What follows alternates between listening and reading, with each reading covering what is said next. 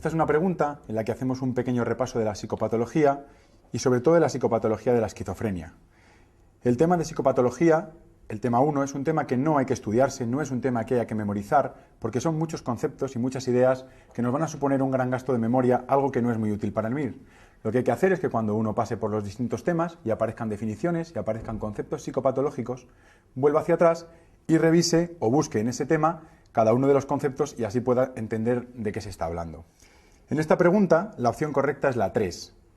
El fenómeno perceptivo más característico de la esquizofrenia son las alucinaciones o pseudoalucinaciones auditivas. La opción 1, la hiperprosexia, se refiere a un exceso en la capacidad de atención.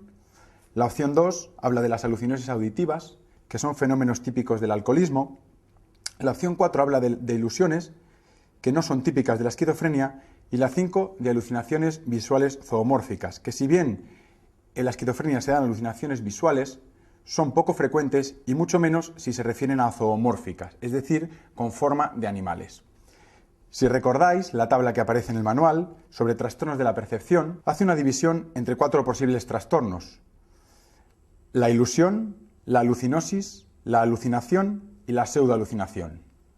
Los parámetros que vamos a utilizar para diferenciar cada uno de estos trastornos son fundamentalmente dos: si hay un objeto real o si no existe, y si hay convencimiento de que es real. En la ilusión, por ejemplo, que se relaciona con los estados de ansiedad y que sería un ejemplo cuando una persona va por una calle oscura, cuando una persona va nerviosa, va con ansiedad recorriendo una calle, de repente ve una sombra, algo que se mueve, quizá un animal, e interpreta y percibe que es una persona que le va a robar, que es alguien que le va a atacar. Es decir, hay un objeto real, que es esa sombra o ese animal que se mueve, pero hay un convencimiento de realidad de algo erróneo.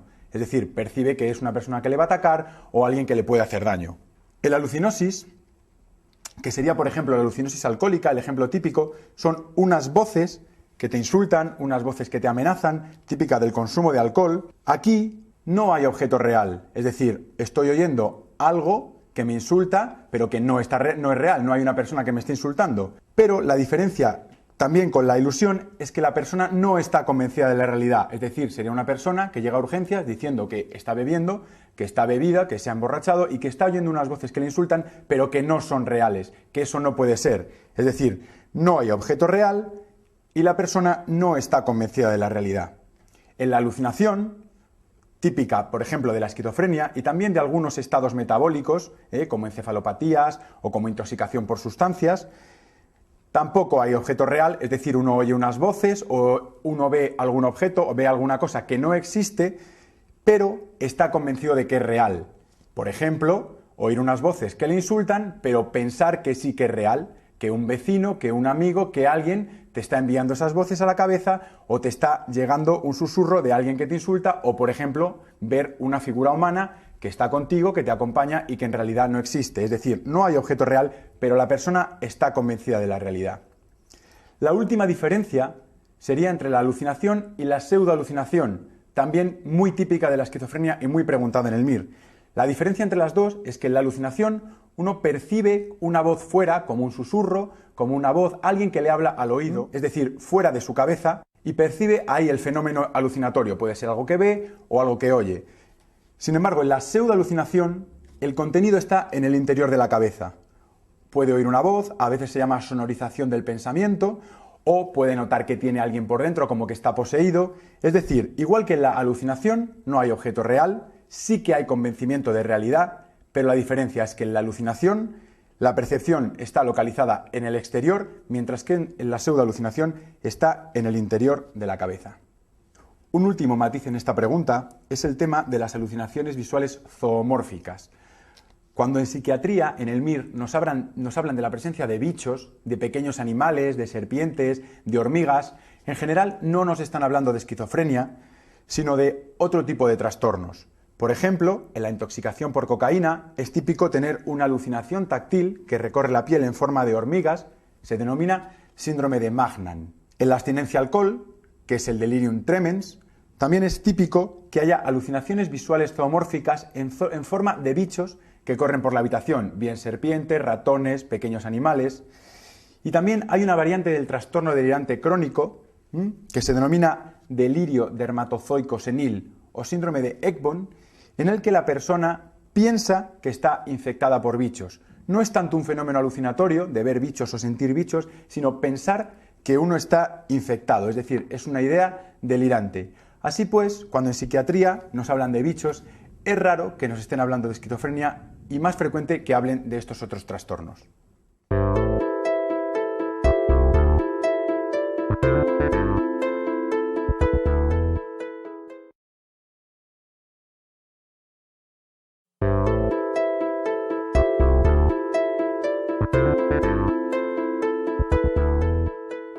Esta es una pregunta importante porque nos presentan un caso clínico típico de un episodio psicótico. Es decir, la primera opción, es correcta.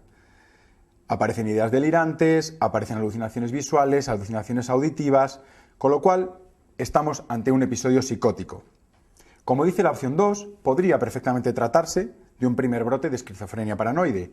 No podemos determinarlo, pues para diagnosticar una esquizofrenia necesitamos por lo menos 6 meses de evolución. Lógicamente, es conveniente efectuar una exploración orgánica de todo tipo, física, neurológica, analítica y pruebas de imagen, ya que los síntomas psicóticos podrían estar provocados por una alteración orgánica. Y además, como dice la opción 5, se debe iniciar un tratamiento sintomático de tipo farmacológico. Sea de donde sea y tenga la etiología que tenga la sintomatología psicótica, los antipsicóticos van a ser el tratamiento de elección, además de poder utilizar ansiolíticos en caso de que haya ansiedad asociada o insomnio. La opción falsa es la 4, es decir, no es verdad que no haya que buscar tóxicos en sangre y orina. Aunque la paciente nos diga que no consuma drogas, nosotros debemos hacer ese tipo de exploración, ya que el consumo, por ejemplo, de cocaína, el consumo de cannabis o el consumo de alucinógenos puede provocarnos sintomatología psicótica. Es una pregunta importante porque cuando uno estudia psiquiatría para el MIR, al final queda con la idea de que toda aquella persona que delira es un esquizofrénico. Y esto es un error. No solamente tienen delirios los esquizofrénicos, sino que también lo tienen los pacientes bipolares, también lo tienen los pacientes que toman cocaína, también lo tienen los pacientes que tienen una depresión psicótica y algunas enfermedades metabólicas pueden provocar alteraciones cerebrales que se acompañen de sintomatología psicótica, de sintomatología delirante. Por eso, aunque pueda parecernos un caso clínico típico de esquizofrenia, no debemos olvidarnos de que todas estas ideas delirantes, todas estas ideas persecutorias, si bien son propias de la esquizofrenia, pueden aparecer también en otros trastornos. Es muy importante en psiquiatría que os quedéis siempre con la foto de la enfermedad, que tengáis siempre muy claro el caso clínico, porque muchas preguntas como estas son preguntadas así en el MIR, es decir, en forma de caso clínico. Podemos recordar muchos datos de la esquizofrenia, sobre prevalencia, sobre dopamina, etcétera, etcétera, pero no debemos perder nunca la idea de que en psiquiatría quedarse con el concepto de caso clínico es fundamental. Así que esta es una buena pregunta para repasar sintomatología típica de esquizofrenia y más aún sintomatología psicótica típica.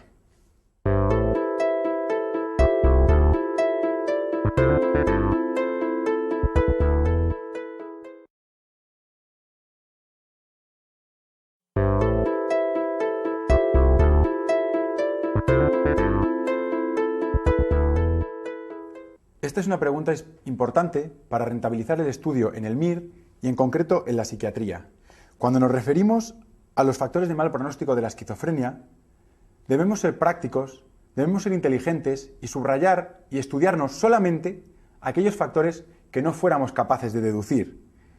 Es decir, pensar que una persona soltera o que una persona viuda tiene peor pronóstico por la situación de soledad o por la situación de poco recurso social, tiene peor pronóstico que una persona casada o que una persona que conviva con otras personas, pues es una cosa lógica, ¿no?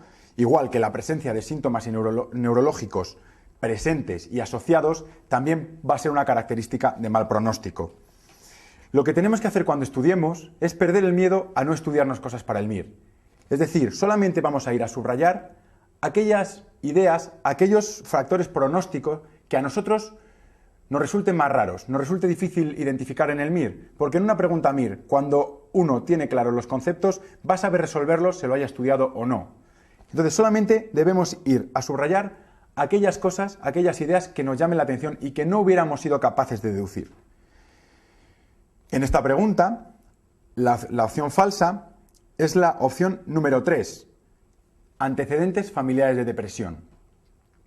Otra cosa que hay que tener en cuenta en los factores de mal pronóstico de la esquizofrenia y de buen pronóstico es que hay que tener el concepto de que lo que nos están preguntando es, una vez que aparece sintomatología psicótica, sintomatología típica de la esquizofrenia, ¿qué puede hacernos tener buen pronóstico para sufrir una verdadera esquizofrenia y qué puede hacernos tener mal pronóstico para sufrir esta esquizofrenia?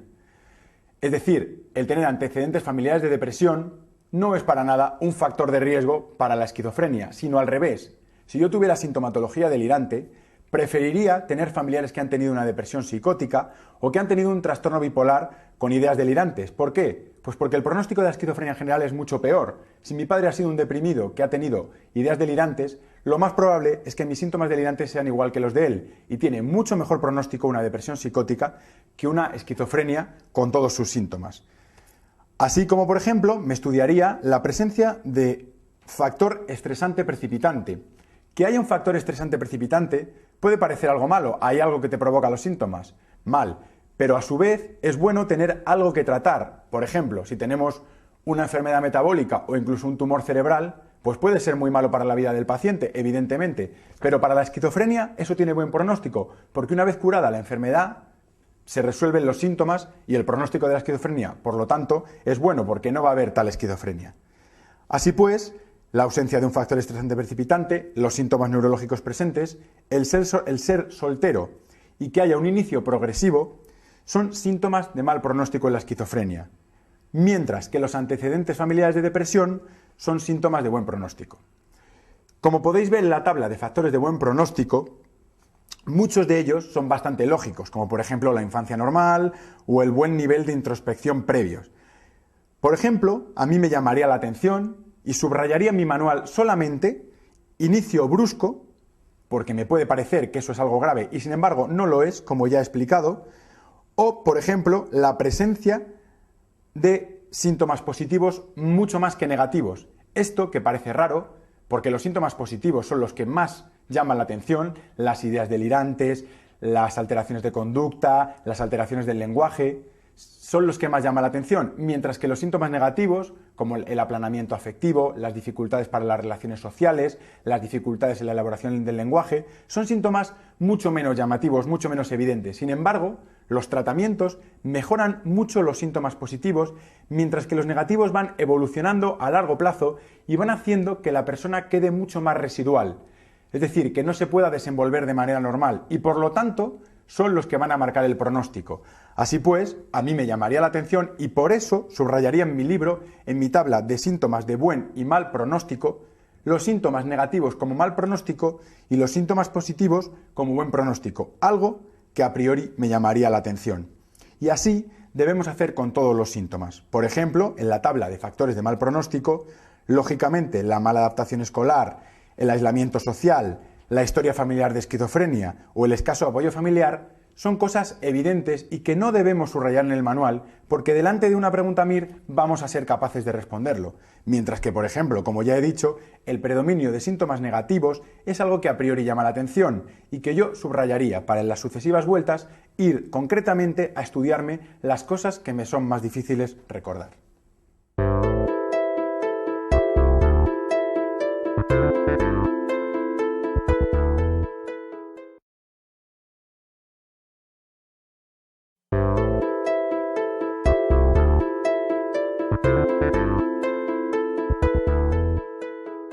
Antes de explicar esta pregunta, quiero matizar que paranoia era el nombre que recibía antiguamente lo que hoy se conoce como trastorno delirante crónico o trastorno delirante por ideas persistentes.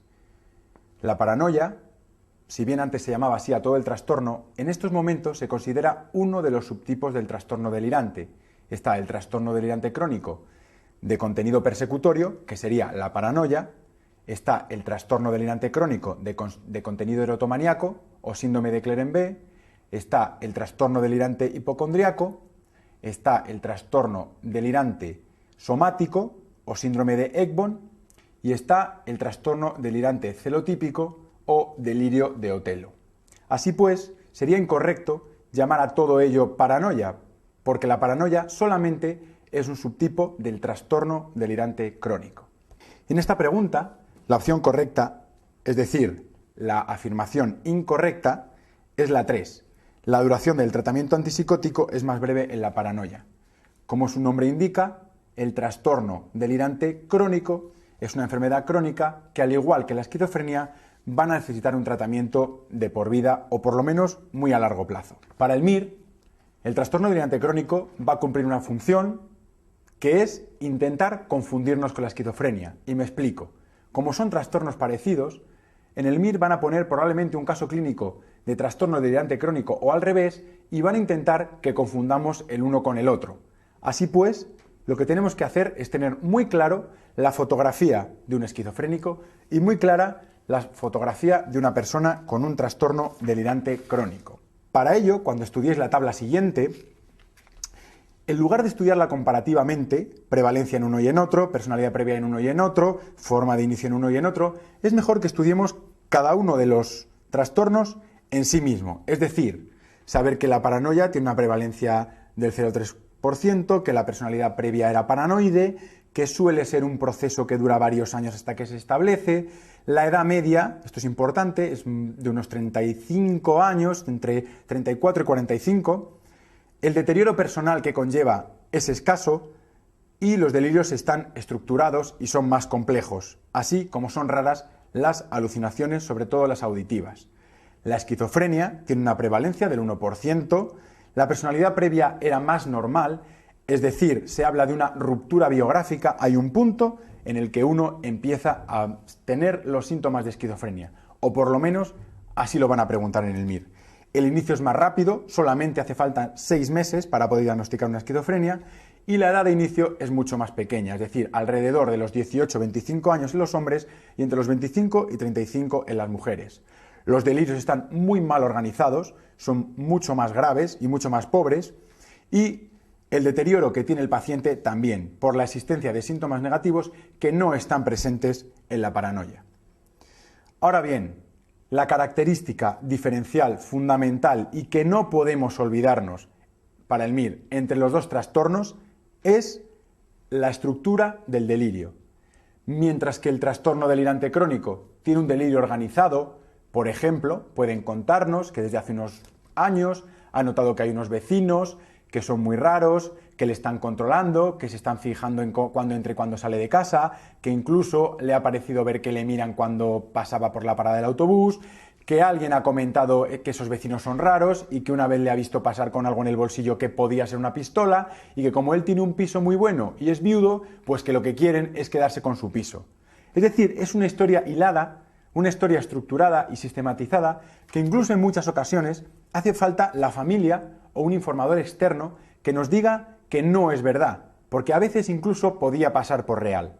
El delirio del esquizofrénico no tiene nada que ver, es un delirio muy desorganizado en el que nos dicen cosas que no tienen sentido, como, bueno, pues por ejemplo, que les están vigilando los marcianos, que les han implantado un chip y que a través de la telepatía, pues ellos han conseguido que se cayeran las Torres Gemelas, por ejemplo. Es decir, cosas muy poco estructuradas y mucho menos organizadas.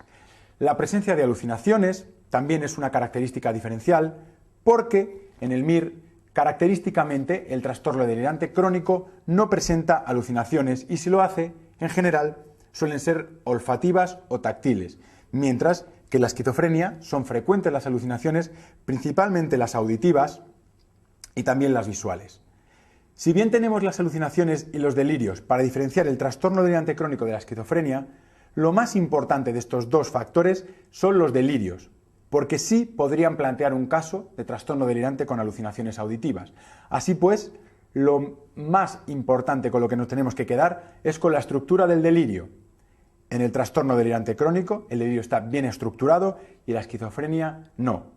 Y además, fuera del delirio, las personas que tienen un trastorno delirante crónico pueden tener un funcionamiento medianamente normal, mientras que los esquizofrénicos, debido a la presencia de síntomas negativos, va a ser muy difícil que su situación sociofamiliar y laboral esté estructurada.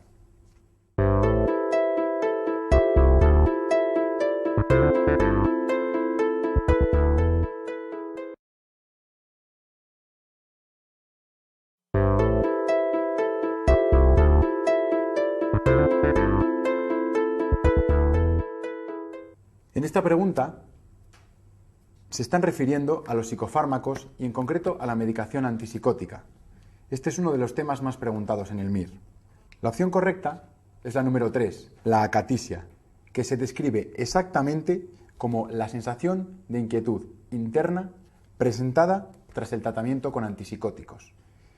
Como caso clínico, exactamente aparecen los síntomas que aquí se refieren, es decir, el paciente es incapaz de relajarse, se mueve de un lado a otro, siente las piernas muy incómodas, una sensación de inquietud general que le hace estar balanceándose y a pesar de intentar relajarse no lo consigue, porque es una inquietud que está provocada por un fármaco, no una ansiedad normal. En esta pregunta MIR tenemos que tener claro que hay dos tipos de grupos de antipsicóticos, los antipsicóticos típicos y los antipsicóticos atípicos.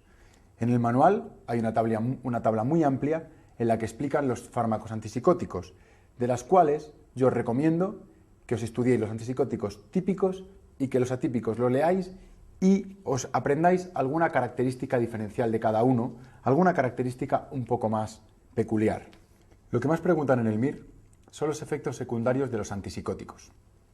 Los antipsicóticos van a tener dos tipos de efectos secundarios.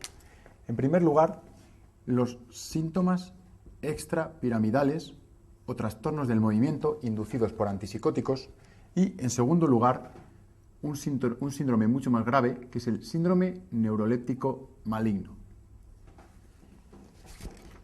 El primer grupo de efectos secundarios, los síntomas extrapiramidales, tal y como veis en la tabla, se van a dividir en tres tipos en función del inicio y de su aparición. Es decir, vamos a tener los síntomas extrapiramidales agudos, los síntomas extrapiramidales subagudos y los síntomas extrapiramidales tardíos. Si os fijáis en la tabla, el síntoma extrapiramidal agudo que viene recogido es la distonía. Es un síntoma que aparece en la primera semana de tratamiento y que la clínica típica consiste o bien en una crisis oculógira, es decir, que los ojos se vuelven hacia arriba, o una tortícolis, un espasmo laríngeo o un espasmo, una distonía de cualquier músculo, como por ejemplo la musculatura lumbar. Los jóvenes varones y el uso de neurolépticos incisivos son factores de riesgo para presentar la distonía aguda y el tratamiento se hace con anticolinérgicos que se inyectan de forma intramuscular, en concreto viperideno. Los síntomas extrapiramidales subagudos son dos, por un lado el parkinsonismo y por otro lado la acatisia. El parkinsonismo, como su nombre indica, va a ser un conjunto de síntomas similares a los de la enfermedad de Parkinson, es decir, temblor, discinesia, rigidez, pero provocada por fármacos. El tratamiento del parkinsonismo van a ser también los fármacos anticolinérgicos y la amantadina, que es un fármaco que se utiliza también en la enfermedad de Parkinson de verdad. La acatisia es el otro efecto subagudo, aparece también pues a las 3-4 meses de tratamiento y es concretamente al que se refiere la pregunta que estamos haciendo. Se refiere a una sensación de inquietud interna, una sensación de inquietud que le hace al paciente moverse y estar intranquilo. El tratamiento de la acatisia se hace con beta bloqueantes y con benzodiazepinas. El último efecto secundario relacionado con la sintomatología extrapiramidal es la discinesia tardía que aparece tras años de tratamiento con antipsicóticos. Puede ser a los 3 años, a los 5 años, a los 10 años, a los 20 años, no hay una fecha concreta. Suele consistir en movimientos bucolinguofaciales, como sacar la lengua, mover los labios, y hasta en un 15% de los casos es muy grave e incapacita el funcionamiento del paciente.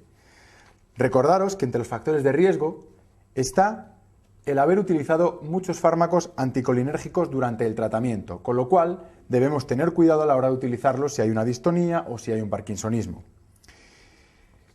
La discinesia tardía tiene un problema, que es que no tenemos un tratamiento para ella, no hay un tratamiento concreto para la discinesia, sino que lo que podemos hacer es prevenirla.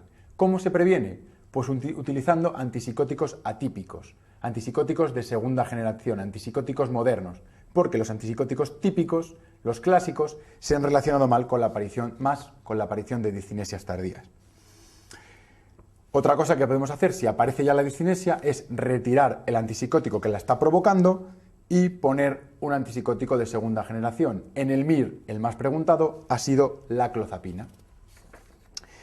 Respecto al síndrome neuroléptico maligno, el otro efecto secundario grave, debemos recordar para el MIR que va a presentarse con una triada de síntomas característicos, que van a ser la rigidez, la hipertermia, aumento de temperatura, y un parámetro analítico que es la leucocitosis. Todo esto, lógicamente, acompañado de alteración del nivel de conciencia y una disregulación autonómica por el mal estado general del paciente. A veces, en lugar de leucocitosis, nos hablan de un aumento de la CPK. El síndrome neuroléptico maligno es un síndrome grave, con una mortalidad de hasta el 20%. Debido a esta rigidez, se provoca una destrucción tisular que hace que aumente la CPK y la mioglobina, llegando a provocar una verdadera mioglobinuria y una insuficiencia renal que puede llevar a la muerte. Así pues, debe tratarse de manera urgente, debe hacerse soporte vital y utilizaremos bromocriptina y dandrolene como fármacos para su tratamiento. Respecto a otro efecto secundario que tienen los antipsicóticos y que ha sido preguntado en el MIR, es la agranulocitosis que provoca la clozapina. Es un antipsicótico de segunda generación, muy utilizado, y que tiene este efecto secundario que aparece en el 1-2% de los casos y que así lo han preguntado en el MIR. Solamente recordaros que tenéis que estudiaros bien la clínica de la esquizofrenia y la clínica de los trastornos psicóticos, pero que debéis de guardar energías para aprenderos el tratamiento y, en concreto, los efectos secundarios que tienen los antipsicóticos, porque ha sido lo más preguntado en el MIR.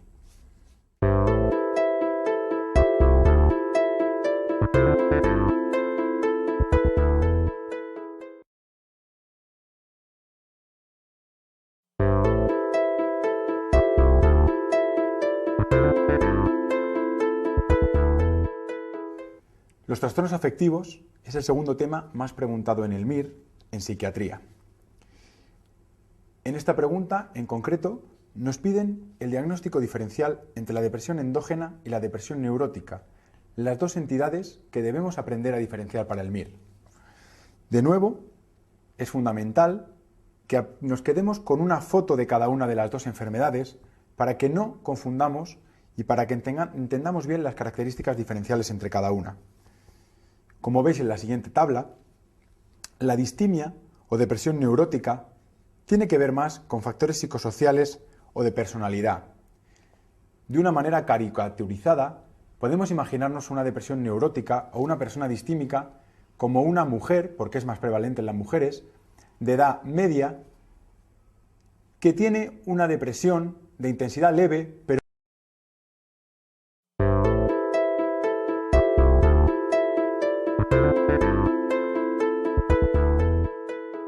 en esta pregunta nos encontramos ante un caso clínico típico de manía, con síntomas de todos los tipos, anímicos, somáticos, conductuales y del comportamiento. Como veis en la siguiente tabla, cada uno de los grupos de síntomas tiene unas alteraciones asociadas. Lo típico y la clínica más típica del episodio maníaco es la que se relaciona con la sintomatología anímica, es decir, la euforia, el ánimo expansivo y el ánimo hipertímico, digamos que es lo contrario de la depresión, es decir, la depresión es el reverso oscuro de la manía. Son personas que tienen disminuidas las necesidades de sueño, que tienen aumentada la actividad física, con una autoestima exagerada, pensando que son capaces de hacer cosas que los demás no pueden hacer, y recordad que no solamente los esquizofrénicos tienen delirios, los maníacos, las personas con episodio maníaco, son personas que también presentan sintomatología delirante, en general de contenido megalomaníaco, es decir, que están por encima de cualquiera, que son enviados de Dios, que pueden controlar el mundo, tienen que ver con ese estado de ánimo tan expansivo, tan eufórico, de una alegría llevada hasta la locura, entre comillas. Están más distraíbles, tienen gastos excesivos, conductas de riesgo tanto sexual como, bueno, pues de consumo de sustancias. Así, si os fijáis, este es un caso clínico típico en el que se dice que la paciente está durmiendo poco, que está gastando mucho, que habla con todo el mundo, la verborrea con fuga de ideas, es un síntoma típico de la manía. Así como no controlar todos los gastos que está teniendo. Por lo tanto, esta es la foto, este es el caso clínico típico que van a poner en el MIR cuando se refieran a un episodio maníaco. Estaría bien que cuando estudiarais hicierais un repaso de este caso clínico para que quedara la foto bien impregnada en la memoria. Solamente quiero matizar que, lógicamente, la opción correcta es la 1, episodio maníaco, pero que en psiquiatría tenemos dos clasificaciones, la americana y la europea. Para la clasificación europea, la presencia de un episodio maníaco es sencillamente un episodio maníaco, mientras que en la clasificación americana, la presencia de un episodio maníaco ya implica trastorno bipolar, aunque solo haya uno. Sabéis que en la clasificación europea hace falta que haya por lo menos un episodio maníaco y uno depresivo, o un episodio o dos episodios maníacos. De manera que si esto fuera un examen americano, la opción 2 también sería correcta, porque un solo episodio maníaco sería un trastorno bipolar. Como estamos en Europa, y este es un examen europeo, la opción correcta es la 1, tenemos un episodio maníaco nada más.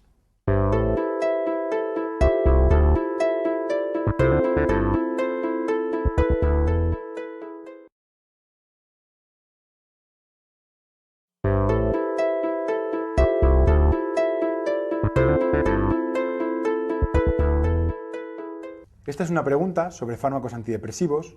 Como podéis ver en la siguiente tabla, existen numerosos fármacos antidepresivos y vamos a quedarnos con tres grupos fundamentales que son los más preguntados en el MIR.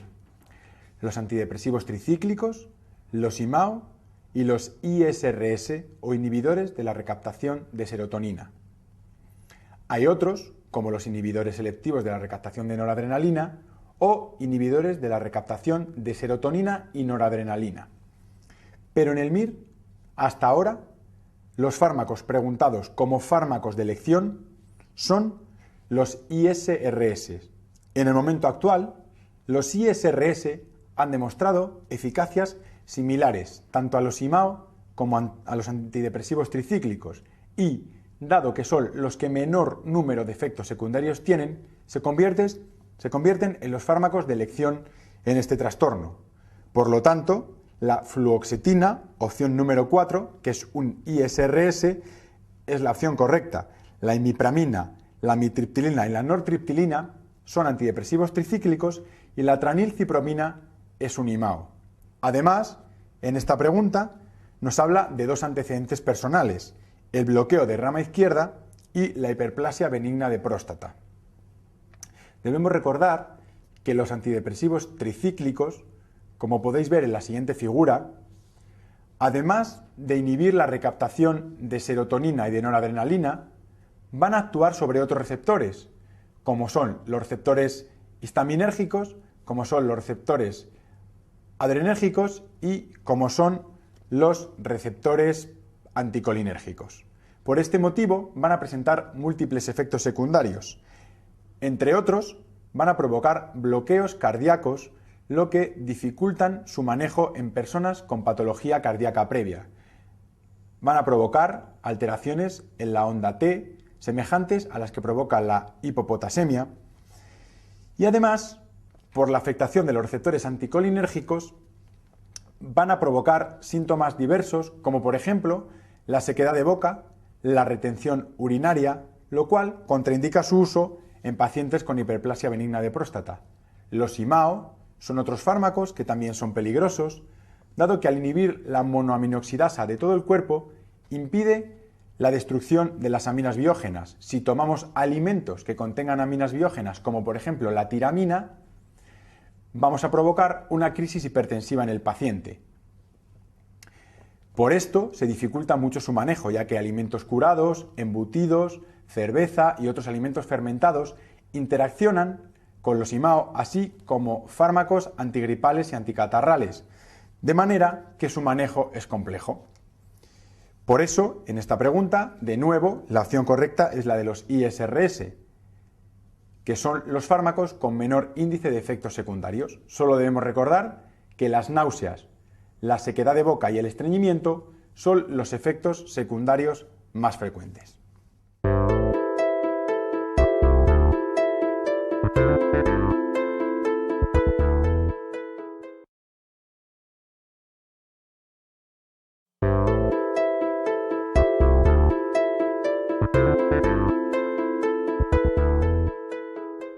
Esta es una pregunta sobre un fármaco, el litio, que no solamente es de los más importantes en psiquiatría, sino que es de los más preguntados en el MIR. Junto con la digoxina, son de los fármacos que mayor número de preguntas tienen. De las opciones que nos plantean sobre el tratamiento con litio, la falsa, la incorrecta, es la 4, que nos dice que la base del tratamiento es por la disminución de los niveles de litio en la vía nigroestriada cerebral. Eso es falso. El litio no existe en nuestro organismo a nivel cerebral. No hay una disminución. Sería como decir que la esquizofrenia se produce por una disminución del haloperidol cerebral o que el dolor se produce por una disminución del paracetamol del cuerpo. El litio es una sustancia exógena que damos como tratamiento. Al ser el litio uno de los fármacos más preguntados en el MIR, hay algunos conceptos que debemos repasar y que aparecen reflejados en algunas tablas del manual. En primer lugar, debemos conocer la litemia o niveles de litio en sangre, ya que tenemos una ventana terapéutica muy estrecha para su uso. Va desde 0,5 hasta 1,5. El uso en la fase de mantenimiento, que ha sido bastante preguntado en el MIR, va entre 0,6 y 1,2. Por otro lado, debemos recordar los controles que debemos realizar antes del tratamiento con litio y algunos de ellos durante su tratamiento. Debemos hacer un electrocardiograma, debemos hacer pruebas de función renal, debemos hacer pruebas también de función tiroidea, debemos hacer analítica con hemograma y bioquímica y debemos hacer también pruebas de embarazo. Recordar que el litio puede provocar anomalía de Epstein al ser una sustancia teratógena. De las opciones propuestas, quería comentaros la opción 1, en la que nos dice que la presencia de hipotiroidismo no obliga a retirar el litio, sino a añadir tratamiento hormonal sustitutivo. Y también la opción 4, en la que nos pone la palabra siempre. Esto es algo que normalmente en el MIR no suele ser verdadero, suelen ser opciones que no son verdaderas, que no son reales, pero en este caso sí. Estamos obligados a hacer siempre controles de los niveles de litio en sangre, es decir, de la litemia, por la escasa ventana terapéutica que tenemos. A partir de 1,5 el litio es tóxico, a partir de 2,5 puede provocar la muerte y si en un paciente aparecen niveles de litemia de 4 es necesario iniciar una hemodiálisis en el momento. Así pues, aunque sean opciones que pueden llamarnos la atención en una pregunta MIR, en este caso las dos opciones son correctas.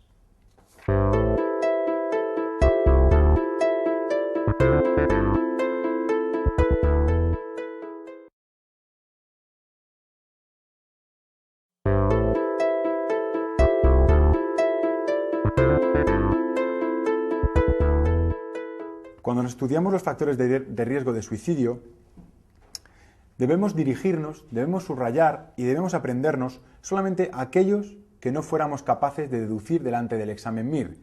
Quiero decir, la presencia de enfermedad física crónica, dolorosa e incapacitante es una opción que cualquiera podría contestar en el MIR, así como el desempleo o la viudedad. Sin embargo, quizá, pues el sexo masculino sería algo que igual llama más la atención. En las mujeres son más frecuentes los intentos de suicidio, pero el riesgo de suicidio consumado es mayor en el hombre. En esta pregunta, la opción correcta es la opción 1, porque el medio urbano no es un factor de riesgo para el suicidio, sino que lo es el medio rural. ¿Y por qué? Pues porque las medidas de autorrescate son mucho más bajas. Es decir, si uno intenta suicidarse en una ciudad, probablemente a los 5, 10, 15 minutos hay una ambulancia. Si uno intenta suicidarse en mitad del campo, probablemente no le vea a nadie, no le ayude a nadie y sea prácticamente imposible que le encuentren antes de que muera, ¿no? De ahí que el medio rural sí que sea un factor de riesgo y el medio urbano no. Que no debemos confundirlo con el nivel socioeconómico, porque el nivel socioeconómico alto sí que tiene mayor riesgo, dado el estrés, dado las autoexigencias y dado el funcionamiento social en el que se mueve. Mientras que el nivel sociocultural más bajo tiene menos exigencias y menos estrés. Así pues, sí que es factor de riesgo el nivel sociocultural alto. El resto de las opciones, consumo de alcohol y antecedentes de suicidio con método de alta letalidad, son factores de riesgo. Es decir, intentar pegarse un tiro en la cabeza tiene mucho más riesgo, si lo vuelve a repetir, que la persona que se había tomado 2 o 3 comprimidos de alguna benzodiazepina.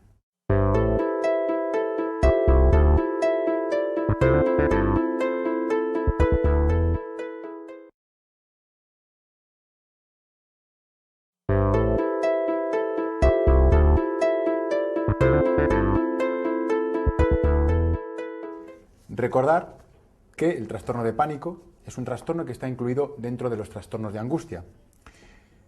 Los trastornos de angustia van a ser, en primer lugar, como ya acabamos de decir, el trastorno de pánico.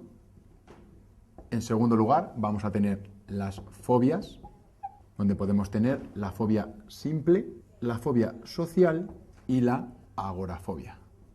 En tercer lugar, vamos a tener el trastorno obsesivo compulsivo. Vamos a tener también el trastorno por estrés postraumático y vamos a tener también el trastorno de ansiedad generalizada. Quiero recordaros que los trastornos de ansiedad son los trastornos más diagnosticados en psiquiatría y, en concreto, las fobias son los trastornos de ansiedad que más se diagnostican dentro de este grupo. El trastorno obsesivo-compulsivo, la fobia social y un subtipo de fobia simple que tiene que ver con el miedo a la sangre, a la inyección o a la lesión, son de igual prevalencia en hombres que en mujeres, mientras que todos los demás trastornos de ansiedad son típicos de mujeres, menos la fobia simple, que es más frecuente en los niños, todos los demás en la tercera década de la vida. El trastorno de pánico es la enfermedad prototipo de los trastornos de pánico.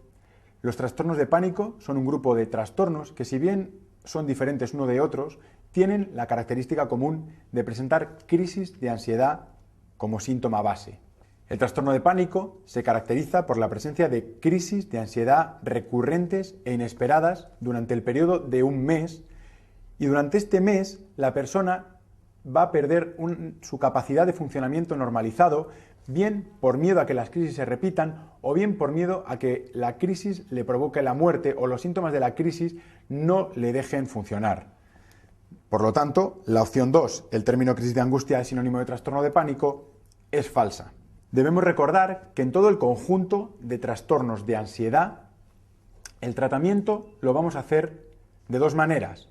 Las crisis de ansiedad se tratan con benzodiazepinas, pero el tratamiento de mantenimiento de todos los trastornos, incluido el trastorno de pánico, son los antidepresivos y en concreto los ISRS. Así que debemos recordar desde este momento que los ISRS son el tratamiento de elección de los trastornos de ansiedad y en concreto del trastorno de pánico, y que las benzodiazepinas solamente las vamos a utilizar cuando aparezca una crisis de ansiedad. En el MIR preguntan esto recurrentemente. Uno se hace a la idea de que la depresión se trata con antidepresivos, de que la psicosis con antipsicóticos y de que la ansiedad con ansiolíticos, y eso es erróneo. Solamente la crisis de ansiedad se trata con ansiolíticos. Todos los demás trastornos de ansiedad, incluido el de pánico, se tratan con ISRS. Por lo tanto, la opción 1 es falsa. En este caso, la opción correcta es la 3. Entre las principales enfermedades con las que habría que realizar un diagnóstico diferencial es el hipertiroidismo, que además de sudoración, temblor, pérdida de peso, intolerancia al calor, van a aparecer síntomas ansiosos y pueden aparecer crisis de ansiedad. Por lo tanto, lo primero que hay que descartar es que haya patología tiroidea asociada.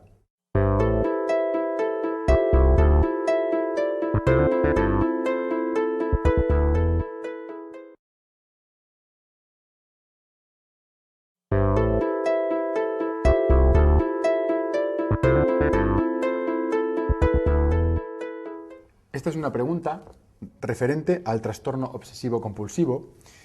El trastorno obsesivo-compulsivo, como su nombre indica, se va a caracterizar por la presencia de obsesiones que son pensamientos parásitos, pensamientos intrusivos, pensamientos irracionales, que el paciente entiende lo irracional de los mismos, pero que no puede evitar tenerlos. Estos pensamientos le llevan a una ansiedad, y de ahí que se clasifique dentro de los trastornos de ansiedad, que finalmente hace que presente las compulsiones. Las compulsiones son actos motores estereotipados, repetitivos, voluntarios, porque aunque uno no quiera hacerlo, lo hace de forma voluntaria, que neutralizan la ansiedad provocada por la obsesión. Es decir, si uno tiene una obsesión de contaminación, piensa que tiene las manos sucias, empieza a aparecer ansiedad y uno se lava las manos, pues neutraliza la ansiedad. De manera que así es como funciona este trastorno. ¿Qué ocurre? Que según evoluciona la enfermedad, el paciente comienza a ritualizar la vida.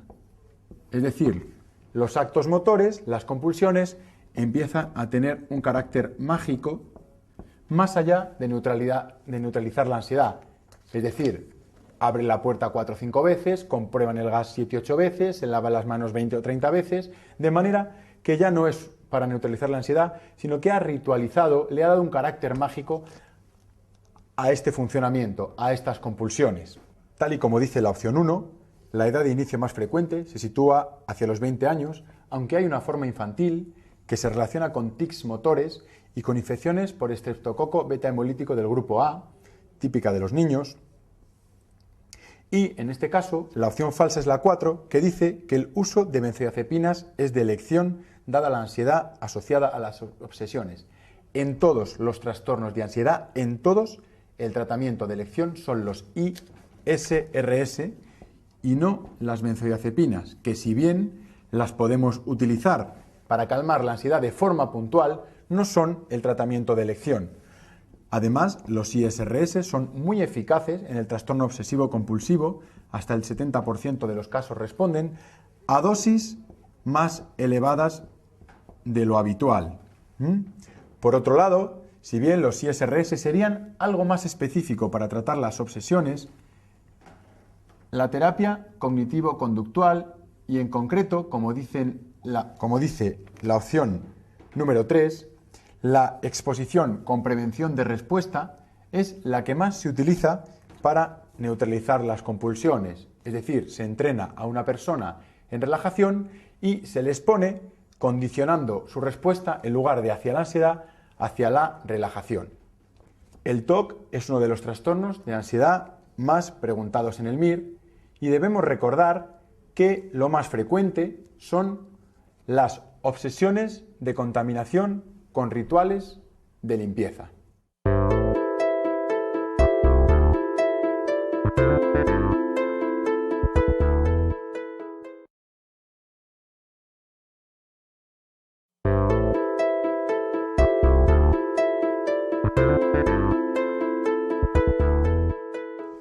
Pregunta sobre el estrés postraumático.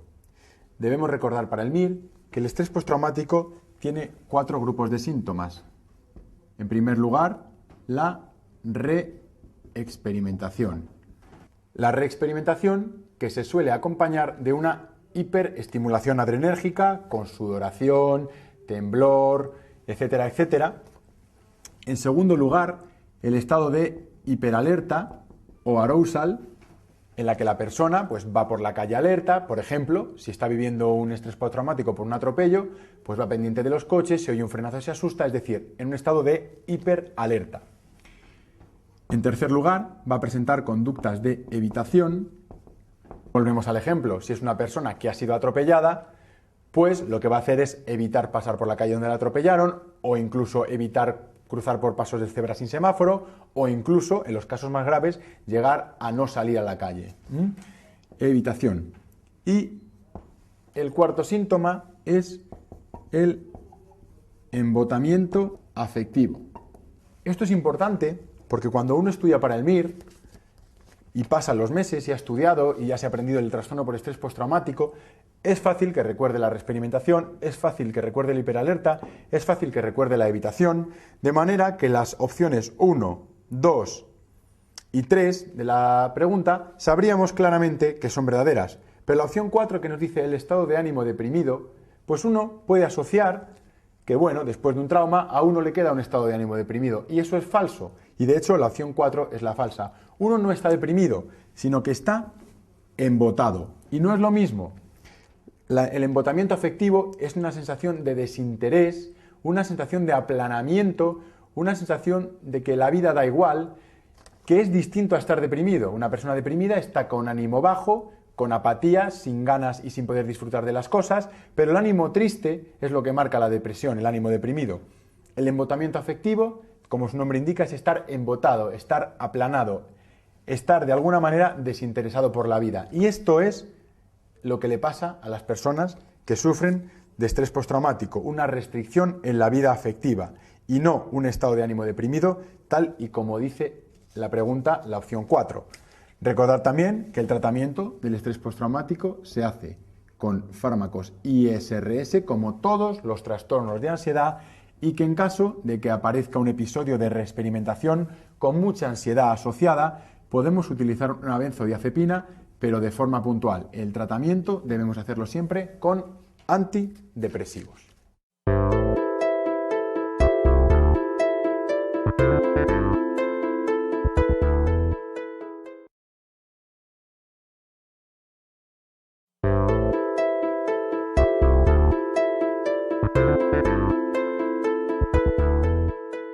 Preguntas sobre benzodiazepinas, fármacos preguntados en el MIR, aunque con menos intensidad y en menos número de ocasiones que otros fármacos, como por ejemplo los antidepresivos, el litio o los antipsicóticos. No obstante, debemos conocer algunas características de las benzodiazepinas. En primer lugar, deciros que la opción 4 es falsa, ya que las benzodiazepinas que tienen poco paso hepático son el lorazepam, el oxazepam y el temazepam. Por ejemplo, una regla mnemotécnica podría ser que el loro tuvo tema con el oso. La regla mnemotécnica ya sabéis que cada uno puede crearse la que más le ayude. Si a estas benzodiazepinas que tienen poco paso hepático le añadimos el alprazolam, vamos a tener el grupo de benzodiazepinas que tienen una vida media corta intermedia, entre 6 y 20 horas. Por lo tanto, la opción 1 es falsa, el alprazolam no es una benzodiazepina de vida media ultracorta. Las benzodiazepinas de vida media ultracorta, de menos de 6 horas, son el triazolam y el midazolam. Y con este sencillo esquema vamos a dejar el resto de benzodiazepinas en más de 20 horas, donde puede estar el clorazepato, el clonazepam, el clobazam, el bromazepam, etcétera, etcétera, etcétera. Así pues, la respuesta correcta es la 5. Las benzodiazepinas son muy seguras y muy bien toleradas. La benzodiazepina fue la evolución natural del barbitúrico, que era un fármaco muy relajante, muy ansiolítico, pero con mucha toxicidad respiratoria porque puede provocar depresiones respiratorias graves. Entonces aparecieron las benzodiazepinas. Quiero recordaros también las contraindicaciones de las benzodiazepinas. En primer lugar, la miastenia gravis y la insuficiencia respiratoria. Son personas a las que no podemos darle además relajantes musculares y depresores del sistema respiratorio. Por otro lado, el glaucoma de ángulo estrecho, ya que las benzodiazepinas pueden provocar midriasis. Y, en último lugar, los síndromes confusionales, porque las benzodiazepinas van a provocar mayor confusión. Así pues, la opción 2 es falsa, no están indicadas en los síndromes confusionales con gran ansiedad. Esto es importante porque en el MIR lo han preguntado varias veces con la intención de que la gente falle. Te ponen un síndrome confusional con mucha ansiedad y es fácil confundirse y marcar fármacos ansiolíticos como las benzodiazepinas, que están contraindicados porque aumentan la confusión. Solamente en el delirium tremens, síndrome confusional provocado por la deprivación de alcohol, podemos utilizar benzodiazepinas. Tanto el alcohol como las benzodiazepinas actúan a través del receptor GABA, con lo cual, si estamos haciendo un síndrome de deprivación, de falta de alcohol, y damos una benzodiazepina, vamos a acabar con el síndrome confusional, pero solamente en ese tipo de síndrome confusional, en el que se provoca por abstinencia de alcohol. En todos los demás, las benzodiazepinas están contraindicadas.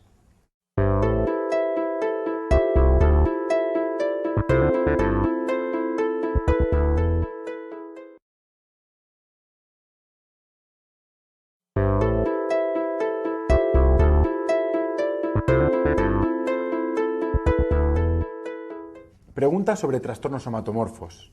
En el MIR, los trastornos somatomorfos los han preguntado sin exigir un gran nivel de conocimiento, solamente que los conozcamos y en algunos casos que sepamos manejarlos, así que hay que tener clara la idea del caso clínico. En algunas ocasiones incluso han llegado a preguntar sencillamente que cuál de las siguientes opciones no es un trastorno somatomorfo. Así que prácticamente nos están preguntando el índice del libro, sin tener que sabernos la clínica, el diagnóstico, el tratamiento o ninguna característica. Sencillamente saber reconocer cuáles son los trastornos somatomorfos. Tenemos el trastorno por somatización o de Briquet. Tenemos el trastorno por dolor, que prácticamente es una variante del trastorno de somatización en el que únicamente va a presentar dolor. Tenemos el trastorno conversivo. Tenemos también el trastorno hipocondríaco y tenemos además el trastorno dismórfico corporal. Hay tres características que son fundamentales para poder diagnosticar los trastornos somatomorfos. En primer lugar, la presencia de síntomas somáticos. En segundo lugar, la incongruencia de las pruebas o de los exámenes orgánicos. Y en tercer lugar, la ausencia de control voluntario. Es decir, que van a aparecer síntomas físicos que no se van a corresponder o que van a estar exagerados con lo que las pruebas muestran, y lo que tenemos que saber es que los pacientes no lo están haciendo voluntariamente. Por lo tanto, en esta pregunta, la opción que no es correcta es la opción número 4, que dice que al igual que los trastornos facticios, los trastornos somatomorfos se caracterizan por una producción deliberada de uno o un conjunto de síntomas. Así pues, esa opción es la falsa porque aquí no hay control de los síntomas. Si recordáis, el trastorno por somatización es el trastorno prototipo para el MIR, en el que vamos a tener 4 síntomas de dolor, 2 síntomas gastrointestinales, un síntoma sexual y un síntoma pseudoneurológico. Como dice la la opción 1, suele desencadenarse en personas con dificultades para expresar sus emociones. El trastorno por dolor es una variante del trastorno por somatización, ya que solamente es necesario que haya síntomas de dolor sin que haya síntomas neurológicos o de otro tipo, y en algunos casos, como dice la opción 2, puede llegar a ser incapacitante. El trastorno conversivo es un trastorno que se caracteriza por la presencia de síntomas pseudoneurológicos, como por ejemplo la presencia de ceguera, de sordera, incluso de parálisis o de convulsiones, que aparece de forma brusca y que hay una incoherencia anatómica, es decir, a uno se le duerme una parte del brazo y otra no, sin corresponder a ningún territorio nervioso, ni a ningún dermatoma, ni a ninguna región nerviosa establecida, o una crisis convulsiva, una crisis epiléptica, sin que en realidad haya ningún foco.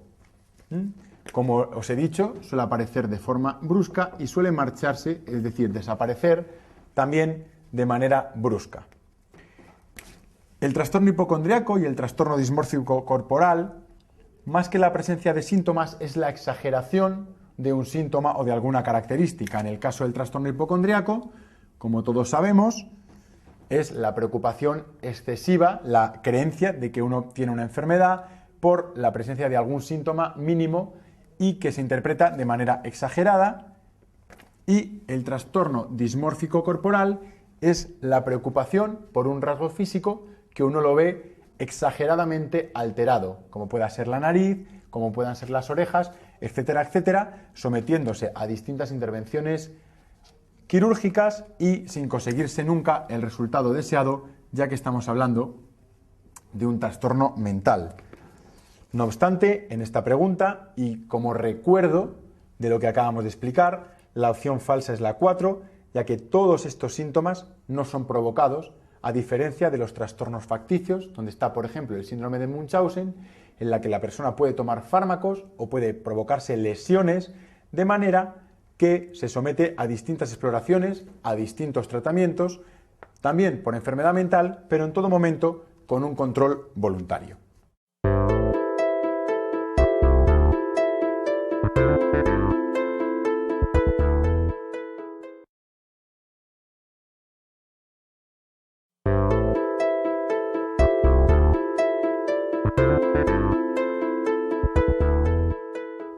En esta pregunta nos presentan un caso clínico que tiene 3 características fundamentales. En primer lugar, la presencia de síntomas somáticos, en este caso la pérdida de fuerza y sensibilidad en un brazo. En segundo lugar, que los hallazgos exploratorios son incongruentes, nos dice que no sigue la distribución de dermatomas esperado. Y en tercer lugar, aunque no lo dice claramente, lo que sí está claro es que no nos dicen que hay un control voluntario, así que para el MIR debemos suponer que no hay control voluntario. Síntomas somáticos, no hallazgos exploratorios o hallazgos exploratorios incongruentes en ausencia de control voluntario. Esto en el MIR siempre es un trastorno somatomorfo. Recordad que los trastornos somatomorfos son el trastorno por somatización, su variante de trastorno por dolor, el trastorno hipocondríaco, el trastorno conversivo y el trastorno dismórfico corporal. Es importante que recordéis cuáles son, porque en el MIR incluso hay alguna pregunta en la que únicamente nos han preguntado, en una pregunta, ¿cuál de los siguientes no es un trastorno somatomorfo? Es decir, ponen 4 opciones con trastornos somatomorfos y una que no es. Algo tan sencillo como saber reconocerlos. Da igual la clínica, da igual el tratamiento, para que veáis que no los preguntan con mucha dificultad en el MIR. En este caso, se trata de un trastorno conversivo. Si nos fijamos en el caso clínico, es una mujer de alrededor de 40 años en la que va a aparecer sintomatología de forma brusca y, en concreto, sintomatología de tipo neurológico, bien sea una convulsión, bien una alteración de la sensibilidad, de la fuerza, ceguera, sordera, etcétera, etcétera, en relación con algún acontecimiento traumático. Una cosa típica y característica, que no es lo mismo que patognomónico, una cosa típica es, como nos dice en la pregunta, la indiferencia con la que relata los síntomas. Esto es una cosa que los franceses llamaron la belle indifférence, la bella indiferencia, es decir, llama la atención como ante algo tan grave como la pérdida de fuerza, la persona sigue desarrollando su vida de manera normal. Generalmente tiene un curso de unas 2 semanas y suele remitir de la misma manera que apareció, es decir, de forma brusca. Así que opción correcta la 4, trastorno de conversión dentro de los trastornos somatomorfos.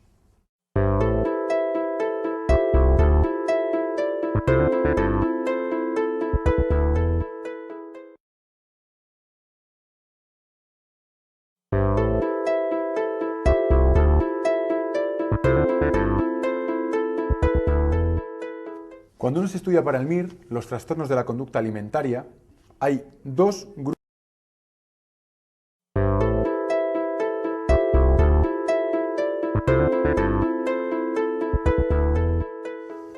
De cara al MIR, en los trastornos de la conducta alimentaria preguntan fundamentalmente 2 tipos de preguntas. En primer lugar, las que tienen que ver con las diferencias entre anorexia y bulimia, las características clínicas diferenciales y, en segundo lugar, un tipo de preguntas referidas a las alteraciones físicas secundarias al trastorno de la conducta alimentaria, bien por las conductas purgativas, bien por el estado de delgadez y de caquexia que presentan los pacientes. En este caso, tenemos una pregunta que se refiere a las alteraciones físicas en el trastorno de la conducta alimentaria. En la siguiente tabla ven recogidas la gran cantidad de alteraciones que se provocan en estas pacientes. Y es importante al estudiarlo que solamente os centréis en aquellas características que os sea difícil recordar, que os sea difícil deducir y que no hubierais sido capaces de contestar ante el MIR. Por ejemplo, que hay pérdida de tejido adiposo, o que hay bajo peso, o que hay amenorrea, son cosas que directamente no hay que subrayar en las tablas. Tenemos que limpiar la información, tenemos que subrayar solamente aquello que nos fuera difícil memorizar. Porque cuando uno estudia, es necesario que optimice la cantidad de información que va a memorizar. Así, en esta pregunta, la opción correcta es la 3, que además tiene que ver con una característica algo más rara, algo más extraña y algo más difícil de recordar. La opción 3 dice que hay una disminución de los niveles de colesterol por la baja ingesta de grasas. Y digo que es la opción correcta porque es la respuesta falsa. No hay una disminución de los niveles del colesterol, sino que hay un aumento. El cuerpo está en un estado de lipólisis en el que no se van a sintetizar, por ejemplo, ácidos biliares y va a haber una gran cantidad de colesterol libre en sangre. Por lo tanto, esa opción es falsa. Quizá esa es una de las alteraciones que a mí me costaría más recordar. El aumento de colesterol o, por ejemplo, como dice la opción 2, el aumento de cortisol y de hormona del crecimiento. Si bien todos los sistemas hormonales están disminuidos en general, dos hormonas anabólicas van a estar aumentadas dado el estado de catabolismo que presentan estos pacientes. También quería recordaros que, como dice la opción 4, es cierto que hay acidosis metabólica por el uso de laxantes, pero es importante recordar que podemos encontrarnos con un estado de alcalosis por la eliminación de cloro en los vómitos, es decir, una alcalosis hipoclorémica. Otra característica que, por ejemplo, me llamaría la atención es la miopatía, en concreto miocardiopatía, que se provoca al utilizar jarabe de ipecacuana, que lo utilizan para provocarse el vómito. Así, os recuerdo dos cosas. Primero, que las alteraciones físicas de los trastornos de la conducta alimentaria son muy preguntados en el MIR. Y segundo, que tenemos que ser capaces de liberarnos de información e ir a subrayar solamente aquellas cosas que a uno le resultan complicadas de memorizar, que a uno le resultan difíciles de entender y de contestar en el MIR.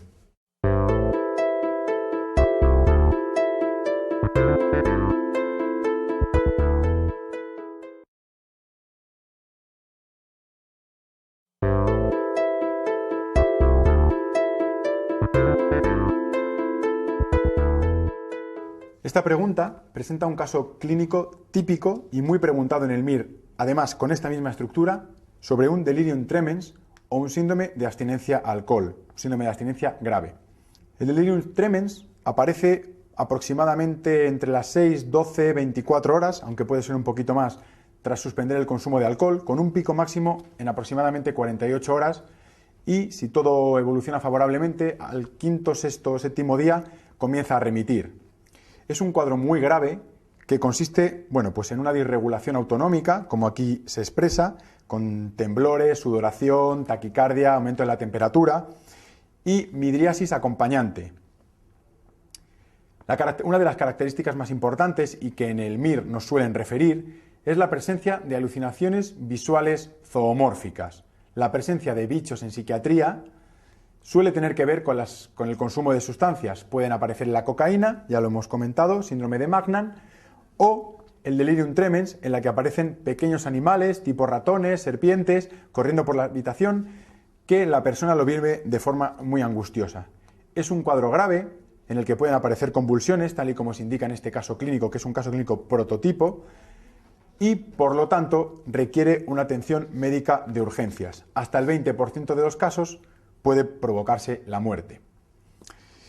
Así que dos opciones son claramente con las que nos tenemos que quedar, la 1 y la 2, en la que dice que hay que hacer observación en el hospital, y para decidirnos entre una y la otra debemos recordar que el tratamiento de elección del delirium tremens, además de las medidas de soporte vital, lógicamente, son las benzodiazepinas. Debemos recordar, muy importante, que las benzodiazepinas están contraindicadas en los síndromes confusionales en general porque aumentan la confusión, pero sin embargo, en el único síndrome confusional en el que estaban permitidas, en el que debían utilizarse, es en el síndrome confusional secundario a la deprivación de alcohol o delirium tremens. Así pues, la opción correcta es la 2, que dice observación en el hospital y tratamiento con benzodiazepinas. En los trastornos relacionados con el consumo de alcohol, debemos recordar otro tipo de trastorno psiquiátrico que es la alucinosis alcohólica. Si bien la alucinosis y el delirium son dos trastornos que no tienen nada que ver, en el MIR siempre lo preguntan de forma comparada y por lo tanto debemos hacer hincapié en las diferencias. Como podéis ver en la tabla que aparece a continuación, y como ya os he apuntado, son dos cuadros que no tienen que ver, puesto que en el delirium tremens se produce una alteración del nivel de conciencia con una disregulación orgánica importante y la presencia de alucinaciones en forma de bichos, con la gravedad que conlleva este cuadro y la posibilidad de muerte. En la alucinosis alcohólica no hay tal alteración del nivel de conciencia, se va a producir durante la intoxicación, no es por una abstinencia brusca, aunque puede darse en abstinencia, pero para el MIR vamos a recordar que el delirium tremens es típico de la abstinencia y la alucinosis de la intoxicación. En la alucinosis alcohólica, como se refleja en la tabla, lo que va a haber es unos fenómenos sensoperceptivos en forma de voces insultantes sin que haya alteración del nivel de conciencia ni ninguna alteración orgánica importante como ocurre en el delirium tremens.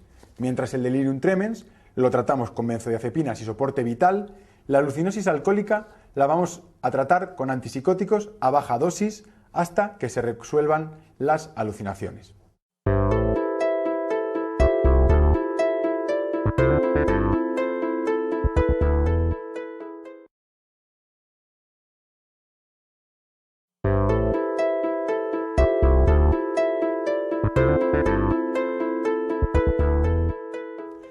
Pregunta sobre el tratamiento del alcoholismo y en concreto sobre la deshabituación alcohólica. A la hora de tratar a este tipo de pacientes podemos utilizar dos tipos de fármacos, los interdictores y los fármacos que disminuyen el craving. La opción 1 se refiere a un fármaco interdictor, el disulfiram. El disulfiram es un fármaco que interrumpe el sistema de metabolización del alcohol, inhibe la aldehído deshidrogenasa, de manera que produce una acumulación de aldehído,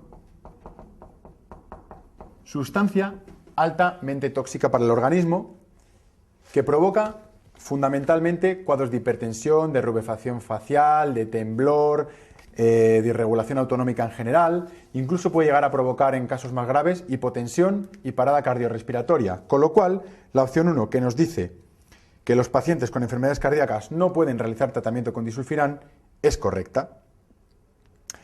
El otro grupo de fármacos, que son los fármacos anti-craving, incluye el que se menciona en la opción 5, la naltrexona.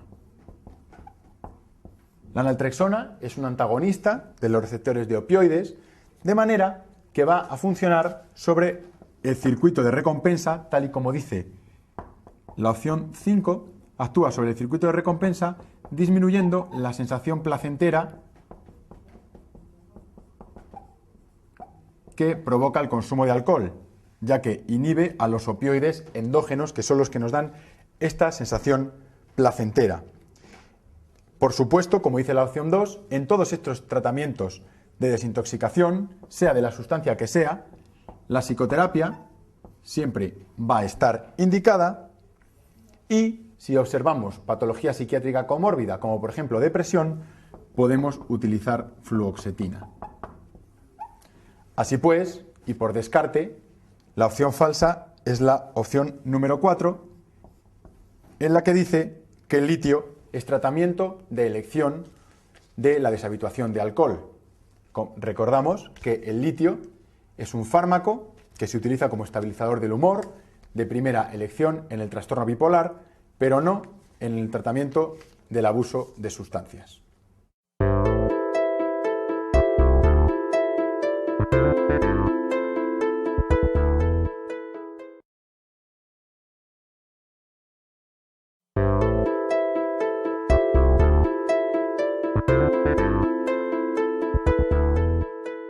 Bueno, pregunta sobre el consumo de opioides, de opiáceos.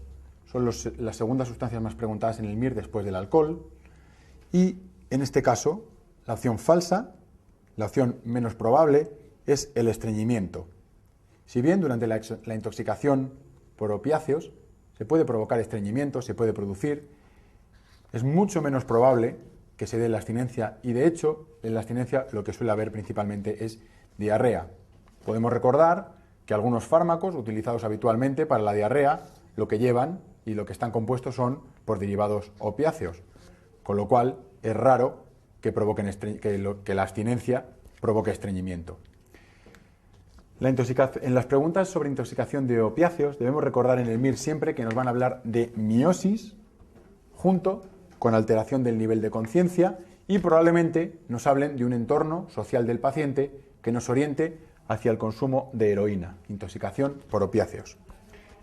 En la abstinencia, lo que nos van a hablar es de un cuadro parecido a una gripe, pero con midriasis, a una gripe de alta intensidad. Es un cuadro que se instaura al suspender el tratamiento, que tiene su pico máximo aproximadamente a los 3-4 días y que a partir del 7º día empieza a remitir. Es decir, parecido a una gripe.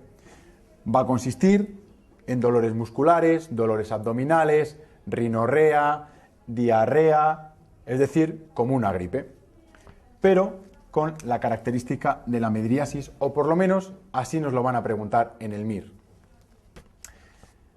Cuando tratamos la intoxicación por opiáceos, debemos recordar que la naloxona es el antídoto, es un antagonista de los receptores opioides que va a desplazar al opiáceo, en este caso a la heroína, remitiendo el cuadro de intoxicación.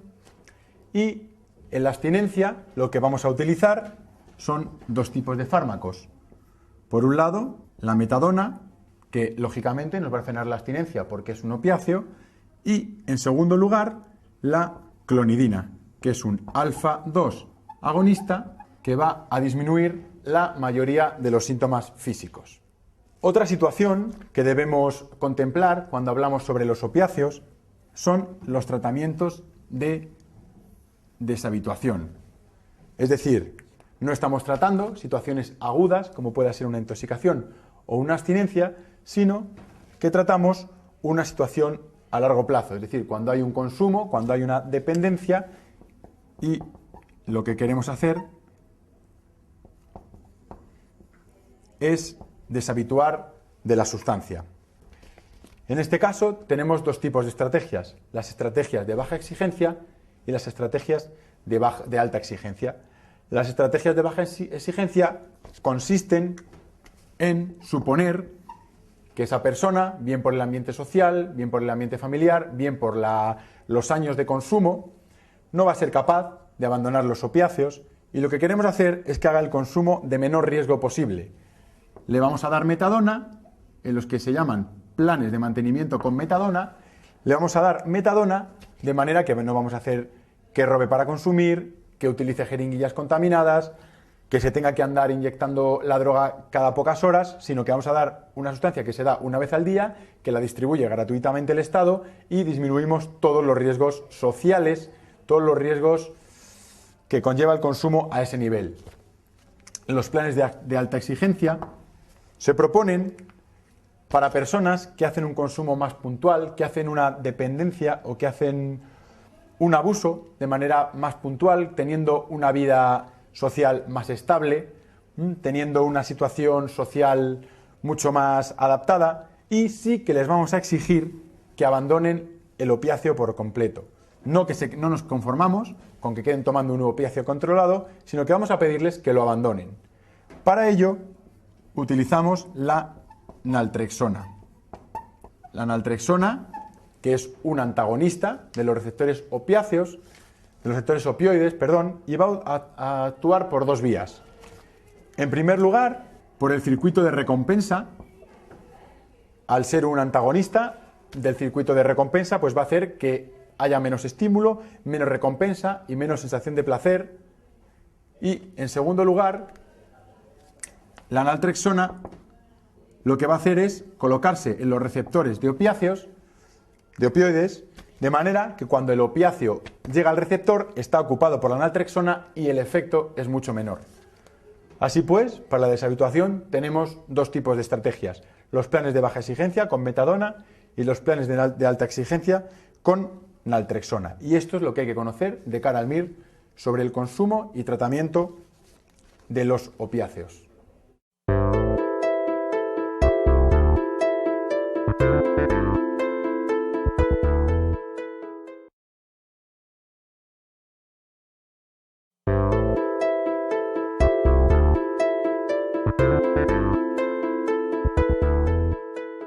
Bueno, en esta pregunta tenemos un dato fundamental que para el MIR nunca debemos olvidarnos, que es el tema de las pupilas, la situación en la que se encuentran las pupilas. Nos hablan, en este caso, de una midriasis bilateral que, introducida y colocada o situada dentro de este caso clínico, en el que hay un aumento de la actividad física, un aumento de la actividad cardíaca, de la temperatura, del pulso, unas ideas de persecución, unas ideas megalomaníacas. Todo esto constituye un caso clínico típico del MIR de intoxicación por cocaína. Así que cuando en una intoxicación nos hablen de pupilas dilatadas, nos están hablando de una intoxicación por cocaína. Lógicamente, teniendo en cuenta que es un fármaco muy estimulador y que por lo tanto va a haber aceleración, va a haber pulso más rápido, va a haber tensión arterial más elevada y la posible aparición de ideas delirantes.